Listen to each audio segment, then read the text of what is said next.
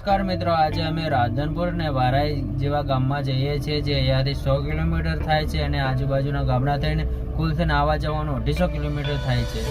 તો આ વિડીયોમાં બન્યા રહેજો અને તમને બધા ગામોની મુલાકાત કરાવીને આજે રાધનપુર તમને બતાવીએ. તો અમે હવે રાધનપુર જવા માટે નીકળી ગયા હતા.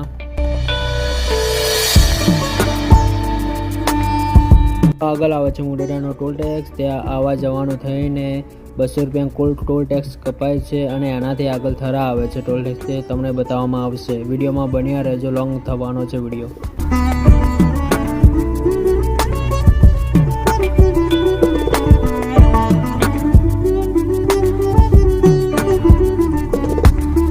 તો ત્યાંથી આગળ જતા થરામાં ટોલ ટેક્સ આવે છે, જે આ ટોલ ટેક્સમાં 145 રૂપિયાનો કપાય છે. કોમ્પ્યુટર સિસ્ટમ છે, જ્યાં માણસોની જરૂર નથી પડતી, ડાયરેક્ટ કપાય છે અને ડાયરેક્ટ આગળની દંડી ઊંચી થઈ જાય છે.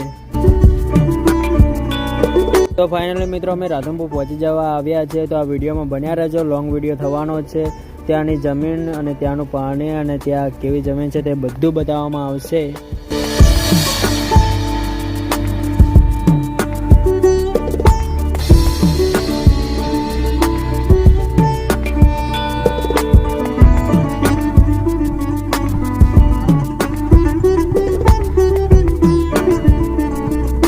ત્યાં વચ્ચે અમને અકસ્માત જોવા મળ્યું છે, જે ટ્રક ઘૂસી ગયું હતું.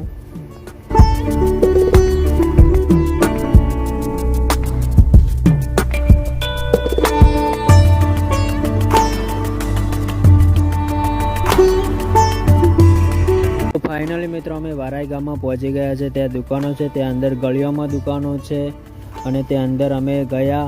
ત્યાં અમારી ગાડી નથી જતી, સાંગડી ગળી છે, ત્યાં દુકાનો અંદર છે. જોઈ લો આ વિડીયોમાં, બન્યા રહો.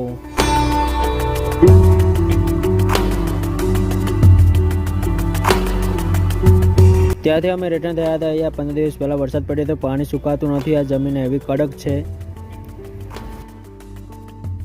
તો અમે રિટર્ન આવતા અમે ખોવાલી માતાનું મંદિર આવે છે, ત્યાં દર્શન કરવા ગયા હતા. ત્યાં મીઠાનો ઢગલો પડ્યો હતો, જે માનતા માને છે અને ખાસ પણ મટી જાય છે, એટલે અમે દર્શન કરવા ગયા હતા.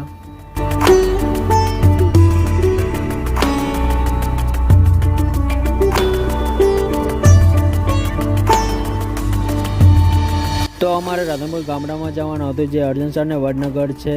ત્યાં આ ઇલાકામાં જમીન બહુ કડક હોવાના કારણે પાણી સુકાતું નથી. જો વરસાદ આવે તો 15 દિવસ અઠવાડિયું લે છે સુકાતા.